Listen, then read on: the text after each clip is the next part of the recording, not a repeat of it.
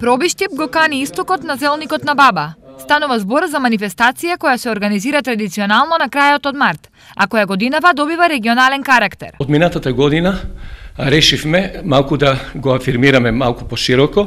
Појдовме во регионот и надворот од регионот, значи од цела Република Македонија, поканивме драги гости, поканивме повеќе од 15 општини, значи некаде околу 17 општини, од кои очекуваме да пристигнат нивни представници скоро од сите градови. Веќе од најголемиот дел од поканетите веќе не имат потврдено нивно учество.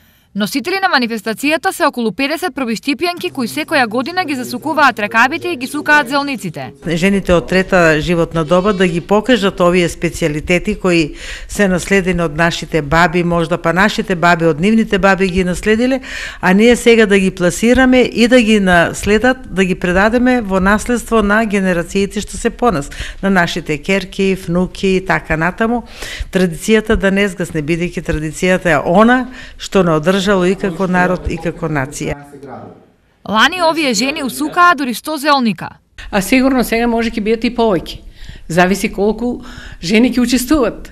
Ако учествуват 30 жени, туку уште повеќе бидат. Ако 50, мислам уште повеќе. Некои по 3 ќе усука. И минатата година ја справив по 2 и прошлата година по 2 правам, а дома кога сукам по 3 правам. Така да имам за 3 дена. Јас не сакам да јадам само една зелник.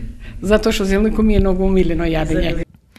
Сите зелници се изложуваат на штандови на плоштадот и се продаваат на парче, а собраните пари се донираат во хуманитарни цели.